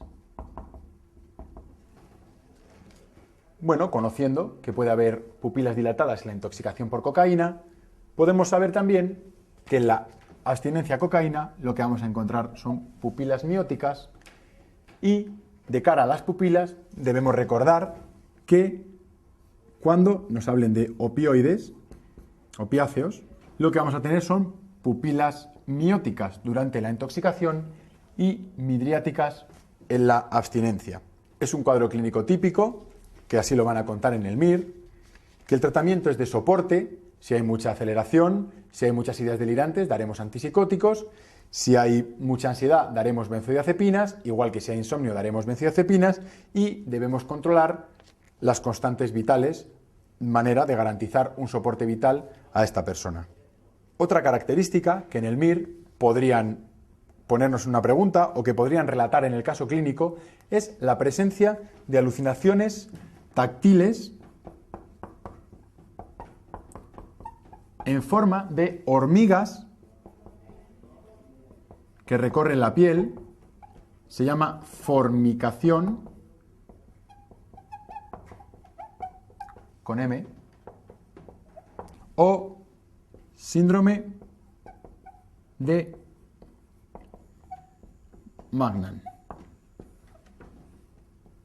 Todo esto se relaciona con el consumo de cocaína en psiquiatría.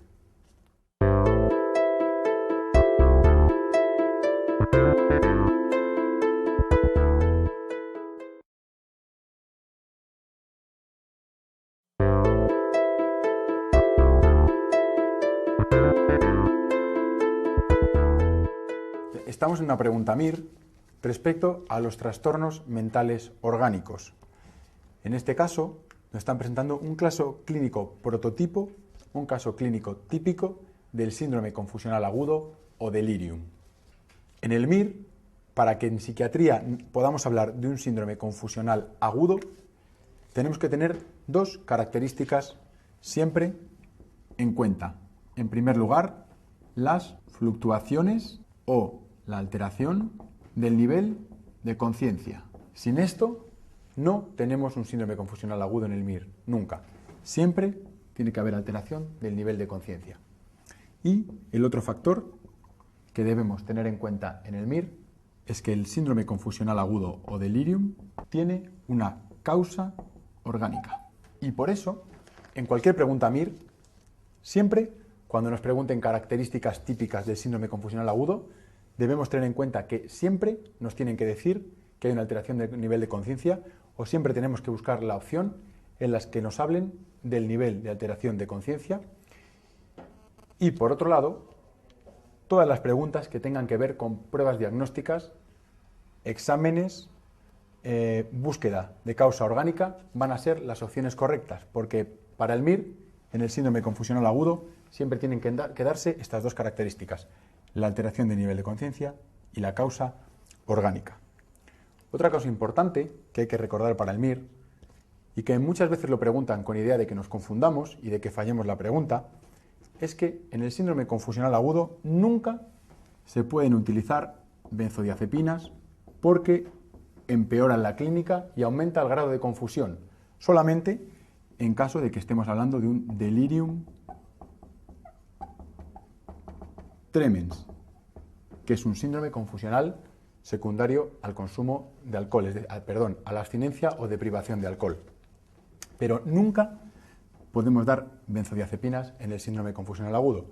Así que, si tenemos en cuenta las tres características del síndrome confusional agudo, y volvemos a la pregunta, evidentemente las respuestas 1, 2 y 5 son falsas, y la duda razonable aparece entre la pregunta 3 y la opción 4. En las dos se nos habla de la sujeción mecánica del paciente para facilitar el control y la sedación, y en una nos dicen que utilizan cloracepato dipotásico y en la otra haloperidol. Si sabemos que el cloracepato dipotásico es una benzodiazepina, sabemos que esa opción no es correcta. Por lo tanto, la opción correcta es proceder a la sujeción mecánica del paciente para posibilitar su sedación mediante la administración de haloperidol intravenoso y en la realización de procedimientos diagnósticos y terapéuticos que se estimen indicados, porque os recuerdo que ante un cuadro de síndrome confusional agudo siempre tenemos que ir a buscar la causa orgánica.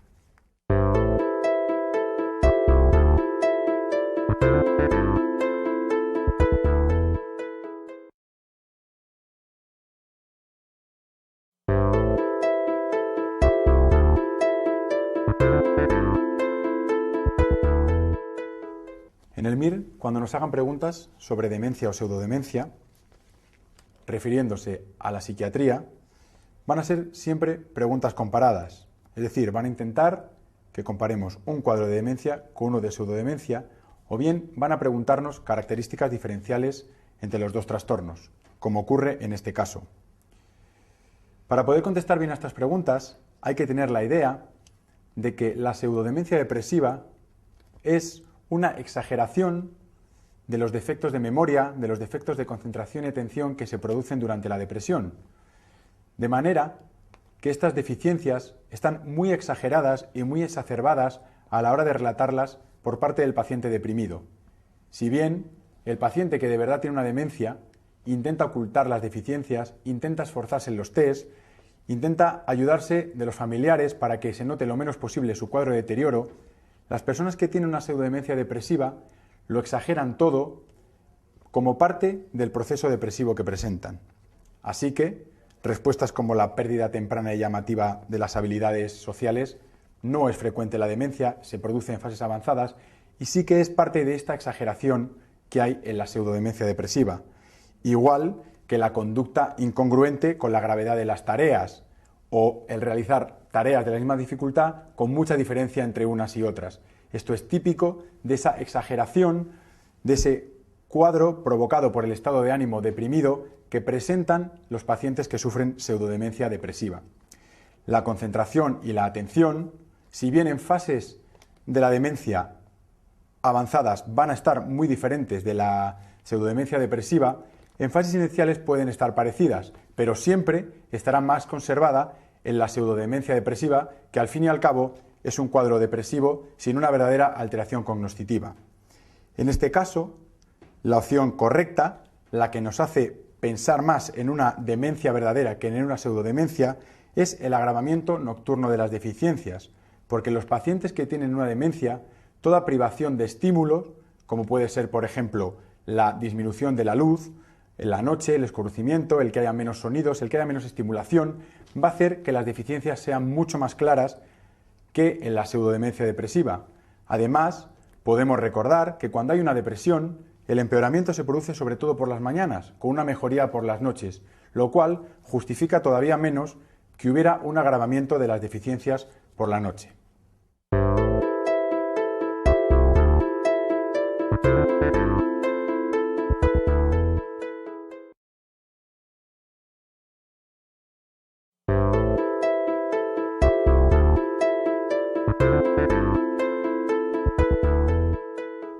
Las preguntas de sueño que aparecen en el MIR generalmente son de dos tipos. Unas, como esta, en la que preguntan sobre la fisiología, sobre las características generales del sueño, y otro tipo de preguntas en las que van a referirse más a las parasomnias, concretamente a las pesadillas y a los terrores nocturnos, que son algunos temas de los más preguntados. En esta pregunta sobre la fisiología del sueño, 4 opciones son correctas, lógicamente. La opción falsa es que el sueño REM en los lactantes ocupa menos de un 10% del tiempo. Los lactantes duermen entre 16 y 20 horas y el sueño REM supone un 50% del sueño total. Por lo tanto, la opción 5 es la falsa. El 50% del sueño que tenemos es de tipo superficial y el 25% es un sueño profundo. Como podéis ver, el 75% del sueño es sueño no REM. Este sueño predomina en la primera mitad de la noche, casi los 2/3 de la noche, y el sueño REM solamente supone un 25%, dándose en el tercio final de la noche. Algunas cosas preguntadas en el MIR o algunas características que podemos recordar es que en la fase 2 del sueño es típica la aparición del bruxismo y que en el sueño profundo es donde suelen aparecer el sonambulismo y los terrores nocturnos. En el sueño REM es donde van a aparecer los sueños conocidos como sueños, que son las ensoñaciones, y también en este grupo aparece otra parasomnia, que son las pesadillas. Este es el sueño típico del adulto, este esquema. En los ancianos, tal y como dice la opción 2, disminuye el sueño profundo y aparece mucho más sueño superficial, así como se entrecorta el sueño, siendo más raro o más corto, más escaso el sueño por la noche, pero con periodos de sueño durante el día, con lo cual el sueño total está conservado. Estas son algunas de las características del sueño que pueden ser preguntadas en el MIR en forma de preguntas directas sobre la fisiología del sueño.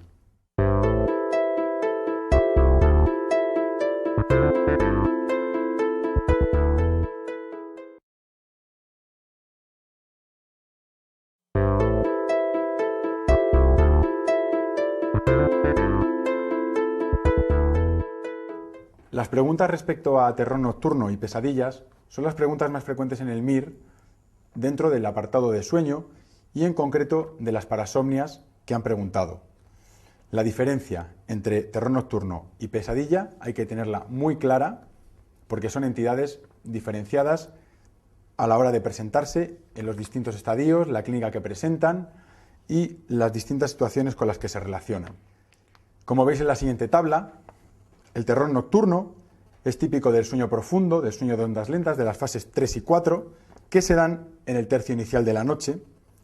Se acompaña de síntomas vegetativos, se acompaña de agitación, hay dificultades para despertar a la persona, en ocasiones grita, en ocasiones chilla, en ocasiones se despierta muy sudoroso, pero en general despertar es complicado y al día siguiente no va a recordar el episodio. En esta misma línea puede aparecer el sonambulismo, en el que el paciente pues, también tiene dificultades para despertarse y no suele recordar el episodio. Por otro lado, la pesadilla aparece dentro del sueño REM y sería lo que vulgarmente se conoce por un mal sueño, es decir, estar soñando con algún sueño de contenido negativo. Así que no hay agitación, no hay síntomas vegetativos, a la persona se le puede despertar con tranquilidad y puede que haya recuerdo del episodio, a diferencia del terror nocturno. Como hemos dicho, se da dentro del sueño REM, más frecuente en el tercio final de la noche, y se ha asociado en algunos casos con el síndrome de estrés postraumático como una de las maneras de reexperimentar el trauma. En ambos casos debemos recordar que no son patologías graves, que no necesitan tratamiento de forma inicial y que solamente en casos en los que provoquen una disfunción en el funcionamiento diario de la persona podemos plantearnos el uso de benzodiazepinas a baja dosis que hacen que el sueño se entrecorte menos y que haya una sensación de sueño reparador por la mañana.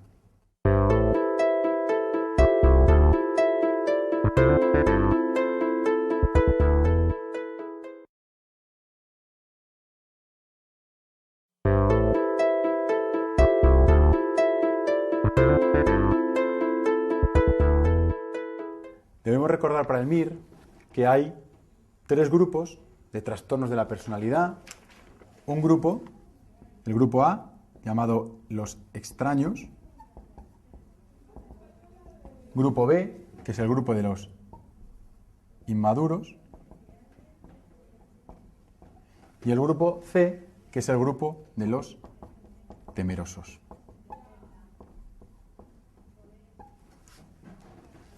Dentro de cada grupo hay distintos tipos de personalidades, cada una de las cuales tiene unas características diferenciales. Dentro del grupo de los extraños, de los raros, tenemos la personalidad esquizoide, que la personalidad esquizoide sería, por ejemplo, la del ermitaño, ¿no? Es decir, una persona solitaria, una persona que busca poco las relaciones sociales, una persona aislada, pero que es una persona que disfruta, que está a gusto, que está cómoda con este aislamiento de los demás, con esta situación de separación de los demás. Con esto que estoy comentando, sabemos que la opción falsa es la 1. El trastorno esquizoide de la personalidad no se relaciona con la depresión melancólica. Son en general personas frías, personas suspicaces, personas separadas de los demás y que no sufren, que no es frecuente que padezcan trastornos afectivos como por ejemplo la depresión melancólica. Cabe destacar que dentro de los temerosos está el trastorno evitativo de la personalidad, que en cierto modo tiene alguna característica similar con el trastorno esquizoide, en el sentido de que son personas aisladas, son personas con escasas relaciones sociales, son personas que se relacionan poco con los demás, pero la diferencia es que el evitativo, si bien aquí tenemos el ermitaño, el evitativo sería el hiper o súper tímido.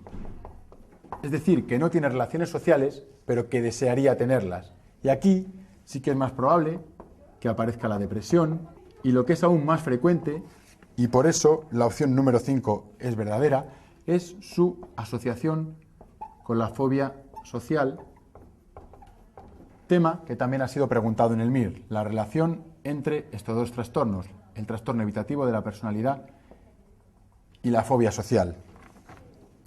La opción 2, que nos habla del trastorno disocial o antisocial, caracterizado por personas que no respetan las normas, con abuso de sustancias, que no empatizan con los demás, que transgreden las leyes. Así que, como dice la opción, es fácil que se relacione con el consumo de tóxicos. El trastorno histriónico de personalidad, caracterizado por la teatralidad, por ser el centro de atención, personas inmaduras de las que hay que estar siempre muy pendientes. También se relaciona, como dice la opción número 3, con la depresión neurótica.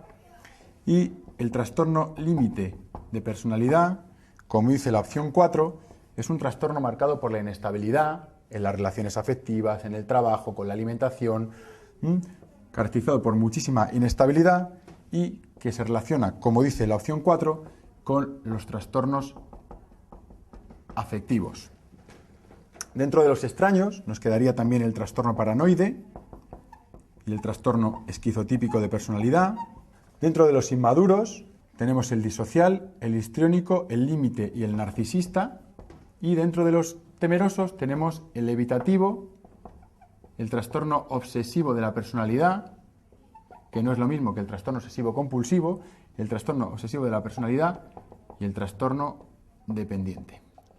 Recordaos que en el MIR los trastornos que más han preguntado han sido el trastorno límite de la personalidad, el trastorno antisocial de la personalidad y el trastorno paranoide de la personalidad.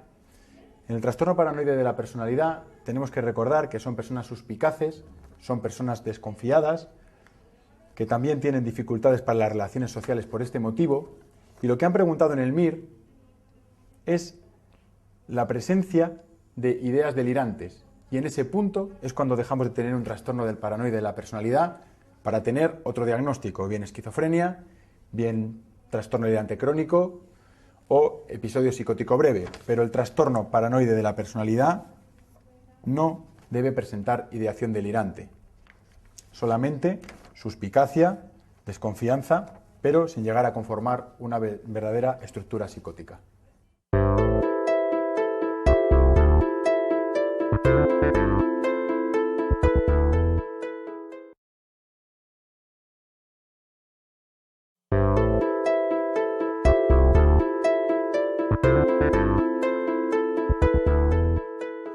Dentro de los trastornos de personalidad, el que más han preguntado es el trastorno límite, el trastorno borderline, y es importante, de cara al MIR, que sepamos fundamentalmente reconocer un caso clínico de trastorno límite porque es así como lo van a preguntar. Debemos quedarnos con una foto de la enfermedad, con las características clínicas, pero siempre en forma de caso clínico, de manera que tanto si nos ponen un caso clínico como si nos preguntan cuál de las siguientes son características, podamos resolverlo si manejamos bien toda la clínica que tienen este tipo de pacientes. Además, a nivel diagnóstico y a nivel de tratamiento, no hay tratamientos específicos y el diagnóstico se hace a través de criterios clínicos, con lo cual, con lo que nos tenemos que quedar claramente es con la clínica del trastorno límite de personalidad. La frase que define al trastorno límite es la inestabilidad estable. ¿Y qué quiere decir esto? Pues que su estabilidad en la vida consiste en mantenerse inestables, pasando de un extremo al otro.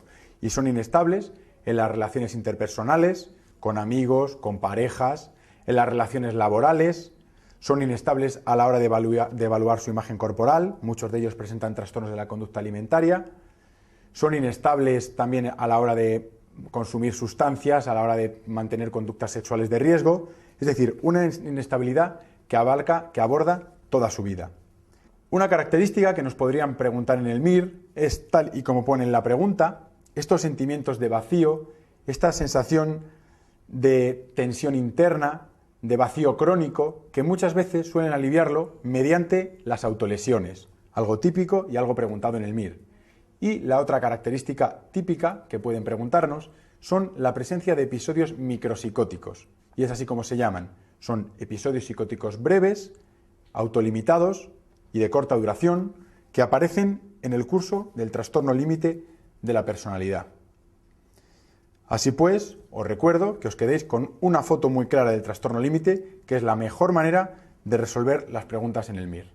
En esta pregunta, lógicamente, opciones como el retraso mental o la esquizofrenia no caben duda, no tienen duda, porque son trastornos que no tienen ninguna relación con esto, igual que el trastorno esquizofrénico de la personalidad, que ni siquiera existe, es una entidad inventada en esta pregunta.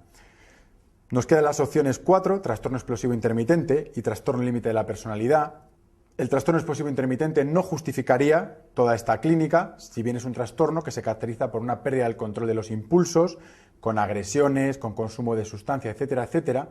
No hay una inestabilidad tan grande como se describe en este caso clínico, que es el caso clínico prototipo del trastorno límite de la personalidad, no ofrece ningún tipo de duda.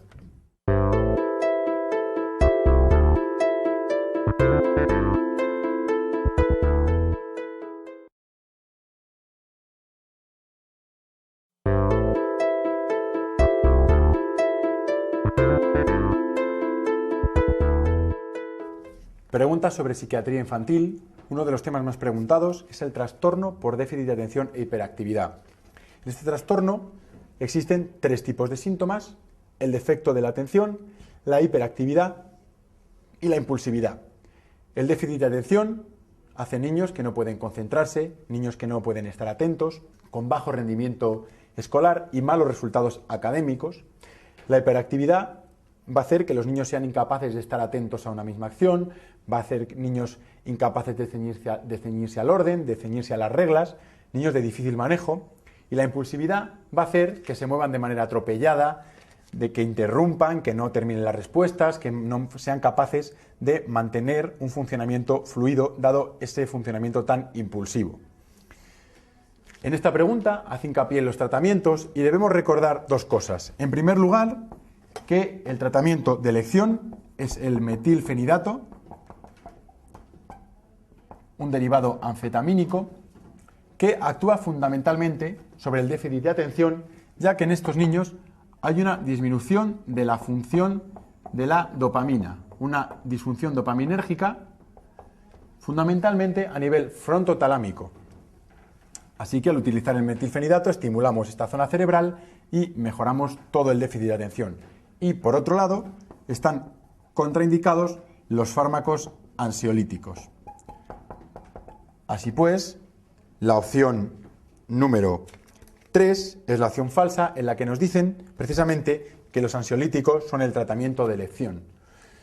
Debemos recordar también que es más frecuente en niños 10:1 y que, por definición de los criterios diagnósticos, este trastorno debe diagnosticarse antes de los 7 años de edad.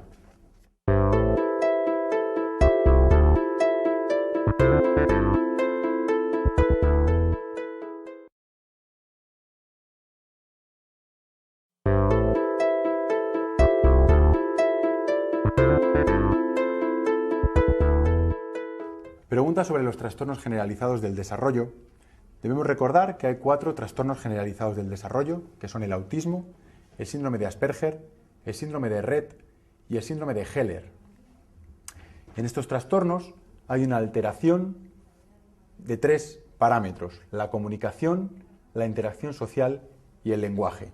Como podéis ver en la siguiente diapositiva, hay algunas diferencias y algunos matices diferenciales entre ellos.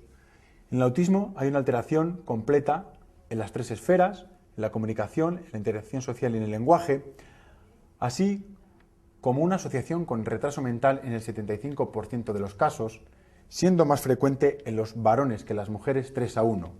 La opción 1 es una opción incorrecta, la prevalencia no es igual entre ambos géneros.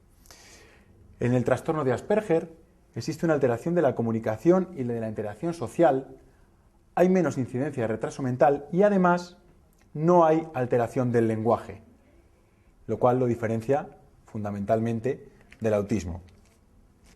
Así pues, la opción 2 es incorrecta. En el Asperger no hay una alteración del lenguaje. El síndrome de Rett es el tercero de los trastornos generalizados del desarrollo y consiste en que hay un desarrollo normal del niño al nacer, pero entre los 5 y los 48 meses comienza a perder las habilidades de comunicación, de interacción social y del lenguaje, junto con la aparición, en algunos casos, de una alteración en el desarrollo del cráneo. Así que en el MIR podrían preguntarnos un niño con una microcefalia que a partir de los 5 meses empieza a perder las habilidades sociales de comunicación y del lenguaje que había ido adquiriendo.